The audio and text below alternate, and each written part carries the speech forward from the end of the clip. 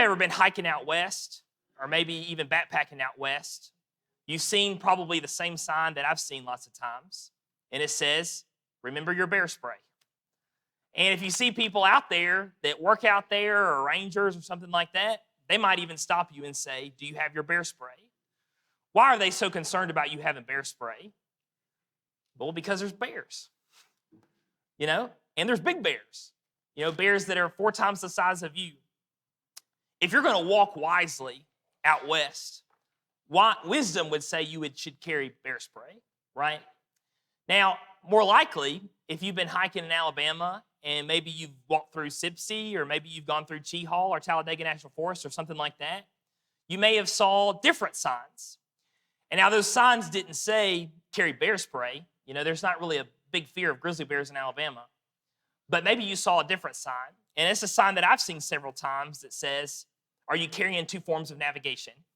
Now, that's not as quick and as easy to say as bear spray, but I've heard that several times. Are you carrying 2 forms of navigation? Last year, me and Damon were hiking to Big Tree. I almost said Big Sky. That's a lot further away, man. We were hiking to Big Tree in Sipsey, and we saw about 12 or 14 people that work for Sipsey and are volunteers for the hiking service out there, and they were cutting through this giant tree that had fallen to build a new trail.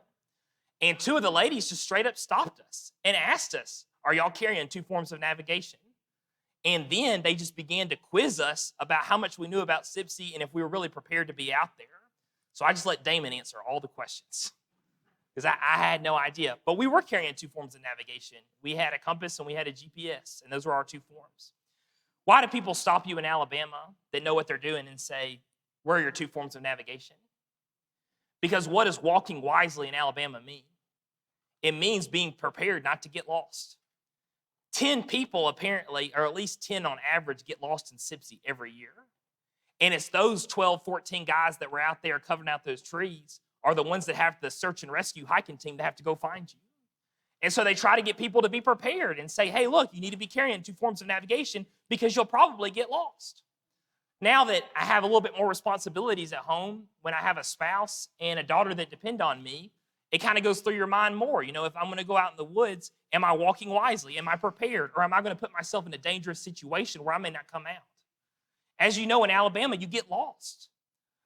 Up here, back here is a picture of Talladega. You get into Talladega, and unless you're on a cliff and you can see, you have no visibility. You take one wrong turn, you're lost. And unless you have some type of navigation to get you back on track, you could be in there for weeks. One time, me and Jason and Dalton were lost in Cheehaw, weren't we? Because the sun went down and we couldn't find the trail anymore. And luckily, again, Damon Ferris found us in the dark and rescued us. This is just a real danger that exists in there. When I go hiking now, I often think about Proverbs 28:26. He who trusts in his own heart is a fool, but whoever walks wisely will be delivered. How do I hike like a fool? Well, I trust in my own judgment. I don't depend on anything else. I don't come in prepared. I just think, I know this trail so well, I'll be fine. I've been in here so many times, I'll be okay. And the next thing you know, what happens? We're lost. And the only person I have to blame is myself because I trusted my own heart instead of walking wisely. Speaking of this concept of walking like a fool, this is exactly what's in consideration in Titus chapter 3. If you go back to Titus and you're looking in there, verse 1 obviously talks about reminding, be subject to rulers and authorities. But then verse 2 says, speak evil of no one, to be peaceable, gentle, showing all humility to all men. And what I added here up on my screen, he says here, and the thought is, show humility to all men, even fools. And the reason why I add even fools is because what's about to be said in verse 3, where he considers the fool and how we used to be fools too, that trusted in our own judgment, trusted in our own hearts, and didn't have any form of navigation. But I thought the thought is here, especially in verse 2, is speak evil of no one. There's no reason to go out there and start talking bad and ugly about people in the world. There's something wrong in not showing all humility to all men, even foolish people that have no idea what they're doing. If you want to tie verse 1 to that thought, if you go backwards, the thought is rulers and authorities. I think we could say here in our notes that Paul's saying, show humility to all men, even ruling fools. That, if the humans are going to be foolish and the world's going to be full of foolish people that trust in their own judgment and fall into dangerous traps, well, certainly authority figures are also human. Does that give us the right to speak evil of them? Paul says, no, don't. Show all humility to all men, even ruling fools. Now, I think sometimes we have a bad habit of not doing that. We speak evil of foolish people a lot of times. But this is what Paul would remind us for us that speak evil of fools. He says in verse 3, remember that you used to be foolish too. And if you want to read verse 3 again, Paul says, for we ourselves were also once foolish, disobedient, deceived, serving various lusts and pleasures, living in malice and envy, hateful and hating one another. Why would I not want to speak evil of someone out in the world that lives foolishly? Well, it's because I know I used to be the same way. I used to practice the same things. I used to have the same mindset. I trusted in my own heart. I didn't trust in God's judgment, and I just did whatever I wanted. And I was a fool. So maybe I should show some humility to those people, knowing that I used to be in the same boat. And I think that's what Paul's overall point is right here. The issue with this is we used to walk down these foolish paths. And if you remember when you used to walk down foolish paths and you did the things that are listed in verse 3, you often thought you were on the right track. I remember when I've made bad choices, most of those times I was making those bad choices, I thought I was doing something good. I had at least convinced myself that I was doing the right thing. And often everybody, no matter what they are or what they're doing, they are always the hero in their own story. If you used to grow up watching cartoons, and you used to maybe watch Rocky and Bullwinkle, what did the villains do in Rocky and Bullwinkle? Well, they said things like, oh, what evil thing are we going to do today, right? The villains in the cartoons know they're villains, and they say things like, I'm a villain, and I'm going to go do something evil today. But the villains in the real world, do they say things like that? No. And there's no Rocky and Bullwinkle to stop them either. The villains today, they think they're the good guys. And they justify themselves that they're the good guys. And they justify to themselves that they're on the right track and they're doing the right thing.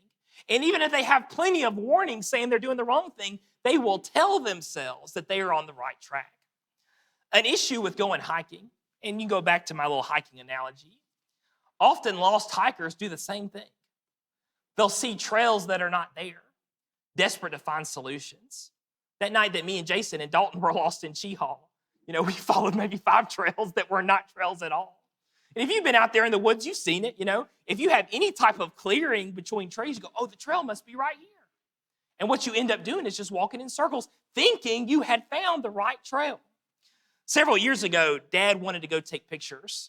And some of y'all that know my dad know that Dad loves taking pictures. That's what he loves to do. And he had contacted the president of the Sipsey Hiking Club. And he had asked him, hey, if I can get some guys out there with some cameras, would you take it to some waterfalls that maybe are off the beaten track that we can't get from a normal map if we hike through Sipsey? And that guy was like, oh, yeah, let's do it. That'd be great. We get there. Dad invited me to come along. I wasn't there to take pictures. I was just there to hike. But we got there, and the guy that was there was like 75 years old. And he out-hiked every single one of us. He was incredible is what he was. But, as we were hiking and Dad and other camera club people were taking pictures, we would sit there and we would talk about Sipsey, and he was telling me things that I never heard. What he got to do a lot was be on the search and rescue teams, where usually on that average, when 10 people get lost in Sipsey every year, he's one of the people they call to lead the search and rescue effort to go find them. He had told me, and this was several years ago, that previous year, that there was a family that hiked into Sipsey only planning to hike in about half a mile just to take some pictures and to come back and get in their car and go home. They were lost in the woods for 2 days.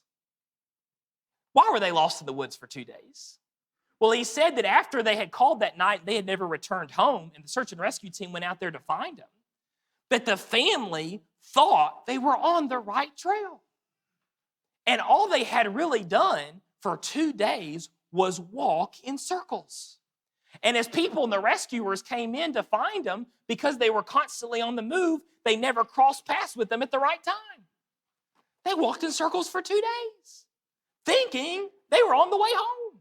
Now, this time it's on the way home. Spiritually, have we not done the same thing? Have you not been in a situation where you were hiking and you thought you were finally going in the right direction and things were going to get better, but in reality, you were just walking on fake trails in circles like a fool? I've been like that. We go to look at verse 3 again, those things that he mentions there. He says, you were once foolish, but the whole time we called ourselves smart. Like, oh, we are going to figure it out. He says we were once disobedient, but the whole time we thought we were clever and that we were doing things that were going to make good decisions later on. He says we were deceived, but the whole time we were living like a fool, we were saying this was truth and this was reality of what we were practicing. He says we were serving various lusts and pleasures, but what did we call that when we were a fool? We weren't serving various lusts and pleasures. We called that freedom. And we said, oh, I'm free to do what I would like. But in reality, we were just serving and being enslaved to our lust. We were hateful and hating one another. But what does the world call that? The world calls that love and acceptance. But in reality, the world's got full of some of those hateful people you've ever met. And again, we think we're on the right track, but we're really just as lost as we ever can be. And that's how terrible the world is. You'll do the wrong thing, and the whole time the world will be telling you you're doing the right thing. Verse 4, of course, though, is the change.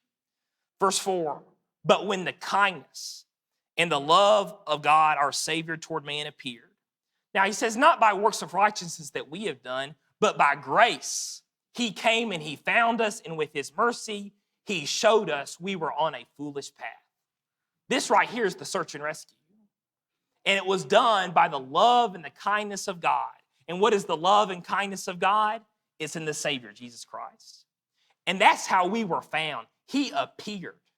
And he navigated us out of the woods. He navigated us away off those foolish paths. And that's how we were saved. Why do we not speak evil of fools? Well, because the only reason why we're not a fool is because Jesus got us out. That's the only reason why we're not a fool. And that's why we show all humility to all men. To continue this thought about Jesus appearing, though, when I was reading this that day, I was thinking, well, God finally gave us a point of reference. And that's why we were able to get out of the woods. That's why we were able to follow the right path. He showed us this way's up, this way's down, this is right, this is left. Spiritually, what God did for us when he appeared is he showed us this is kind. Okay, this is what real love looks like. This is what real mercy looks like. This is what real justice looks like. And he showed us those things by his word. Now that we know what good is, and we know what these things really are, well, now we'll be able to navigate everything that's not. If we had no reference, we would have no idea where to go. When you go hiking out west or something like that, you don't get lost. The danger isn't getting lost. Why? Well, for one, there's no trees. You have complete visibility. But one of the other reasons is because there's mountains. If I walk away from the mountain, do I know where I am? Yeah, I'm further from the mountain. If I walk towards the mountain, what do I know I'm doing? Well, I know that I'm walking towards the mountain, and that's where I parked my car, right? When you've got visibility in the air and you have points of reference, you can make decisions about where to go. Now, you put yourself in the middle of Sipsey. Do you have any mountains? You're going to be able to look in the sky. Sometimes it's so dense you can't even see the stars. That's a place to get lost. But a place where you have points of reference, that's a place you can't get lost. Jesus here was our point of reference. He said, this is good. This is the way up. Everything else is wrong. If we had not been given that point of reference, we would all still be lost and fools because we would have had no way to navigate us out. Now turn to Isaiah chapter 5. Isaiah, I think, handles this all very well. Here it is, Isaiah chapter 5. We'll go back to Titus in just a moment. Isaiah chapter 5, look at what God says through Isaiah when he's describing this person that has no point of reference. Starting here in verse 20, he says, woe to those who call evil good and good evil, who put darkness for light and light for darkness, who put bitter for sweet and sweet for bitter. Woe to those who are wise in their own eyes and prudent in their own sight. Woe to men mighty at drinking wine, Woe to men valiant for mixing intoxicating drink, who justify the wicked for a bribe, who take away justice from the righteous man. Therefore, as the fire devours the stubble and the flame consumes the chaff, so their root will be as turned to rottenness, and their blossom will ascend like dust, because they've rejected the law of the Lord of hosts and despised the word of the Holy One of Israel. The thought is here, and we can sort of work backwards. Verse 24 says, this is someone who does not have the law of God. They've rejected God's word. And because they've rejected God's word, they have no point of reference anymore about what's good and what's evil. If we go back to the beginning, that's exactly what he says, right? He says, woe to those who call evil good and good evil in verse 20. These people look at darkness and they call it light. These people eat something bitter and they call it sweet. But then he says in verse 21, woe to those who are wise in their own eyes. They're not wise in God's eyes, they're wise in their own eyes. And that's very similar to the proverb that we began with. Woe to that person who walks according to their own heart's judgment, who trusts in their own heart and doesn't trust in God's heart. 22 is these oxymorons. He says, woe to the men who are mighty at drinking wine. Can you imagine that? What he's saying here is, this man here, he's a mighty drunkard. He says the next thing, the valiant man. He goes, look at this man. He's a valiant drunkard. Have you ever seen a mighty drunkard? If someone made that joke, they would be using satire. That's someone you can push over. That's someone who can't even stand up straight. But the oxymoron here is that they're mighty. Verse 24, though, says because of these things, they're going to be burned up. They justify people with bribes. That's another oxymoron. God says these people are just going to be fools and die like fools because they don't know what's good and they don't know what's evil. Y'all that have lived in the world, and I just mean lived on planet Earth, not necessarily living in sin. Y'all that have lived on planet Earth for long enough, maybe longer than me, is the world like this? Does the world call evil good and good evil? All y'all are nodding your heads. You don't have to be here very long to know that's exactly how the world operates. And the reason is because they have no point of reference. I just wrote down a few things. You remember back in February, and this was on the news, and this is why I remember, there was a lot of talk about YouTube pranks and how people maybe a little bit younger than me were trying to constantly do pranks on YouTube to get views. And they were doing things like, going through drive-thrus and throwing drinks back in the drive-thru kitchen. And these people, usually, hopefully, were getting arrested and stuff, but they were all saying, oh, well, we're doing all these things, but it's all just to be funny. It was just a prank. And what were they doing? Well, they were just being cruel to strangers. Back in February, the reason why it was on the news is because someone was trying to be funny and try to do a prank in Tennessee, act like he was going to rob someone for YouTube views, and he was shot and killed by the people he was terrorizing. And of course, the whole time, what was their argument of why they did it in the first place? They said, oh, it was funny. But what were they really? They were just being cruel to strangers. Jeremiah 7:6 says those that are cruel to strangers are going to deserve God's wrath. But they were calling it funny. They were saying it was a prank. The world looks at the selfishness of fornication and adultery, and what does it call it? Calls it love. But it's really just the selfishness of fornication and adultery, but the world calls it love. It calls good evil and evil good. The world will look at someone that's pride and greedy and makes all these terrible sacrifices, sacrificing good things for the pursuit of their own greed. And what does the world call them? The world calls them ambitious. They're just ambitious people, but in reality, they're just absorbed by greed. The world looks at people that take advantage of their neighbors by theft and fraud and lying, and it just calls those things opportunities. You can lie to your neighbor and get your neighbor to give you this money for something that's not really worth it, but that was just an opportunity, maybe a business opportunity. The world today will say a lie, and when you call them out on it, they say, well, that was just my truth. Have y'all heard that? Well, that was just my truth. Every time I hear that now, I go, okay, well, I'm going to tell you the truth. There's a difference in that phrase, but again, what are you doing? You're telling a lie, and you're trying to exchange the word truth in there somehow. The world today lets men dominate women's sports, and they call it equality. Isaiah 5, those who call evil good and good evil. In thinking of those things, and I'm sure many of you could give your own experiences, I've come to this conclusion, and I think you would agree with me. The world has no idea what it's doing. They're clueless. They have no point of reference. They're swimming down thinking they're going up. They're swimming up and think they're going down. They have no idea what's going on. And I think there's a good aspect of being able to understand this and see almost the humor, like the oxymoron humor in it all, because it keeps us away from it. To say, okay, these things are ridiculous. Like Isaiah 5 says, these things are ridiculous. I think there's something good in seeing it as ridiculous. On the other hand, we could sit here and make fun of those people in the world for believing such things, but would that be the spirit of Titus 3? How does Titus 3 begin? Show all humility to all men, because we were once foolish too. I think what's more appropriate, maybe instead of just making fun of the world, is to have this attitude towards the world. Remember when Jesus sees the multitude in Matthew 9, and it says, but when he saw the multitudes, he was moved with compassion for them because they were weary and scattered, like sheep having no shepherd. You know, we could make fun, we could speak evil, we could, tear these people up and down. But when Jesus saw people like this, he was moved with compassion. Why? Because they were lost. And they were lost in the woods. If you went hiking and you saw someone on the trail that was clearly lost, they had no idea where they were going. And maybe you could see it on their face. They had no idea where they were going. Are you just going to walk past that person and say, beautiful day, isn't it? No, you're probably going to say, hey, are you lost? Do you need a way out? Do you need to know how to get going?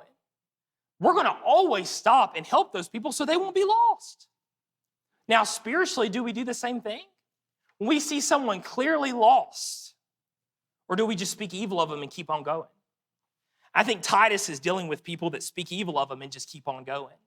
But in any other situation, we would have compassion and see weary and scattered people and try to show them the shepherd that can lead them out.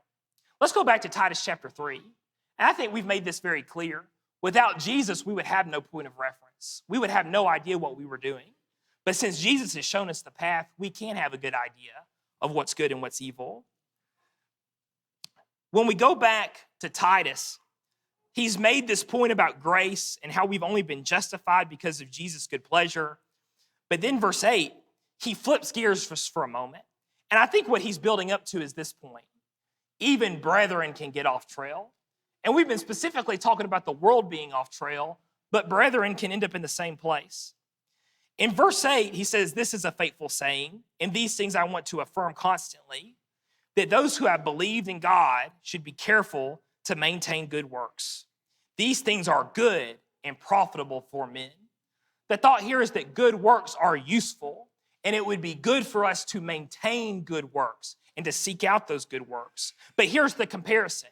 Verse 9, but avoid foolish disputes and genealogies, contentions and strivings about the law, for they are unprofitable and useless. What he's saying here is, look, good works are useful, but these foolish obsessions that brethren can become all about, they're useless. And he even goes on to give punishments for those that can't get off these foolish obsessions. Paul gives the examples here in verse 9 that he's talking about. He talks about foolish disputes, and I would say those are disputes where there's no answers. We can't bring Jesus into that conversation because Jesus didn't say anything about it. And we're going to have a fight about it? No, that's a foolish dispute. If God didn't talk about it, I really just don't care. Genealogies. I think that was specifically here Jews that were very proud of where their parentage was and what tribe they belonged to and how they could count their genealogies. Well, if you go into a Christian church and start ranting and raving about who your daddy was, frankly, the church doesn't care because that has nothing to do with the mission of Jesus Christ. That's a waste of our time. Contentions. I kind of go back to foolish disputes. The thought is that, hey, we're going to be contentious with each other and we're going to fight because we disagree about something that doesn't matter, something God never said, something God never talked about, and strivings about the law. Whereas you're going to have two, maybe Jewish brethren fight with each other about what Moses meant by this one particular passage. We're not even practicing the law of Moses anymore. Why are you going to sit here and argue about it and be angry about it? Now, it's fine to have discussions and be like, oh, I think this. Okay, you think this. But when we're dealing with things that aren't have to do with the law of the faith, we don't have to be angry and hate each other about that. Those people that pursue such things are unprofitable and useless. And frankly, a lot of brethren end up like it. The issue is that brethren often will take Satan's bait and pursue a trail that has nothing to do with Jesus. And they'll become obsessed with a particular issue that has nothing to do with God, or certainly nothing to do with anything in the Bible. And they'll try to be all about it, and that's all that they can talk about. And they get on these hobby horses, and they get on these things where they just can't drop it, and that's all they ever talk about anymore. My dog, Sophie, was a great hiking dog. And the reason why is because she could spot snakes like nobody's business. You would go before you in the trail, and she would stop, and she'd look at a snake, and she'd point at it like she was like a pointer dog or something. She's a shepherd. I have no idea how she knows how to do that. When Sophie died, I tried to take Luna hiking, my other German shepherd. Luna is a terrible hiking dog. She has stepped now on 2 snakes. She just walks and steps on and goes, oh man, what was that? Something slithered underneath me, and she'll bolt off, leave me with the snake. She's not a good hiking dog. The other problem with Luna is Luna can't stay on the trail. If Luna sees a rabbit, she's after it. Forget Andrew. I got to go find that rabbit. She's never caught anything like that, but she thinks she can. If there's something dead over in the woods, Luna leaves me and she goes and has to go sniff on what's dead. Why is Luna not a good hiking dog? She can't stay on the trail. And I spent all my time calling for Luna to come back. Sophie was a good hiking dog. She stayed on the trail.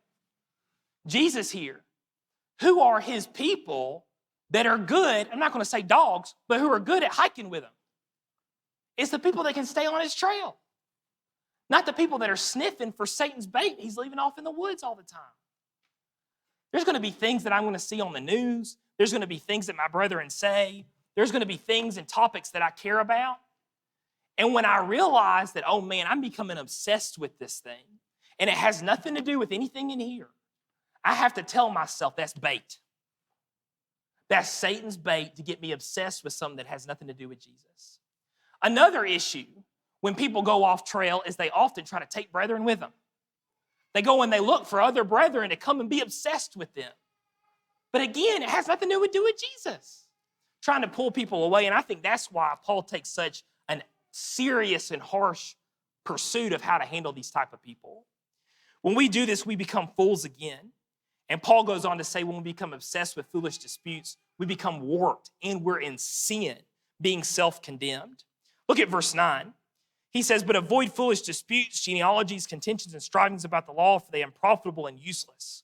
Reject a divisive man after the first and second admonition, knowing that such a person is warped in sinning, being self-condemned. He says, give that person 2 chances to get back on trail. Tell them, admonish them. Say, hey man, look, you're obsessed with a foolish dispute. It's time to be on and be about Jesus. And he says, after the second time, what are you supposed to do? Leave them. Reject them. Let them go be destroyed following that foolish dispute. Hopefully they'll have enough time to come back and get back on trail. But he'd be so harsh about it, and it's because how important it is to walk wisely with the Lord. That's why it's so important. When I do something like this, and I decide that I'm going to follow some foolish pursuit, what am I saying? Well, I'm saying that my own heart's judgment is better than God's judgment about what my pursuits need to be. I'm telling God that my own navigation, my own sense of where I need to be is better than God's sense of navigation about where my heart needs to be. And to go full circle, let's go back to Proverbs. This time I added verse 25, which is the verse before 26. He says, he who is of a proud heart stirs up strife, but he who trusts in the Lord will be prospered. These people that, go after foolish disputes and contentions and strivings about the law, what are they? They're these type of people. They're proud hearts that want to stir up strife, who don't trust in the Lord's judgment about what we need to pursue, but they trust in their own judgment about what they need to pursue. What else are they? Verse 26, he who trusts in his own heart is a fool. but he who walks wisely will be delivered. You know, I can see the appearing of Jesus. I can be navigated. I can get back on trail. But the moment that I go after something, I go after the bait that has nothing to do with the Lord, I have become a fool once again. And I'm not walking wisely. I'm walking like a fool. I don't have two forms of navigation. I do have two forms of navigation. It's called the Old Testament and the New Testament. That's my two forms of navigation. And hopefully that's your two forms of navigation too. And certainly that's how Jesus has showed us how to navigate. Thank you for your close attention. And hopefully you at least have a better understanding of Titus 3 and have an appreciation for that chapter.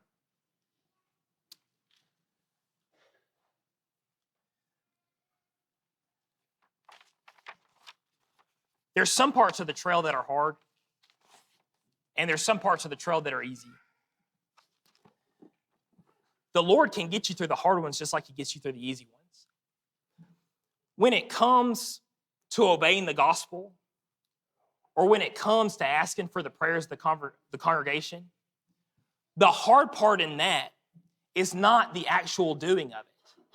The hard part is just taking that step to do it, right? The hard part in obeying the gospel is usually sometimes just coming up to somebody and saying, hey, I would like to obey the gospel. Will you do that for me? Will you help me do that? Or the hard part in asking for prayers of the congregation is just saying, hey, I need the prayers of the congregation. But once you overcome that little hill, y'all, then it's the easy part. It's easy.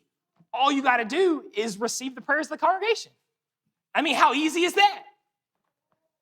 When you obey the gospel, the hard part is asking and saying, hey, I want to do it. But you know how easy it is to just, get under this water and then coming back up and appeal to the Lord for that good conscience? That's the easy part. And sometimes all we've got to do is push ourselves just through that one hurdle, through that one hard part. If there's anyone here that's willing to do that one little hard thing, the Lord can do all the rest. If there's anyone here that'd like the Lord to do the rest, why don't you come forward as we stand?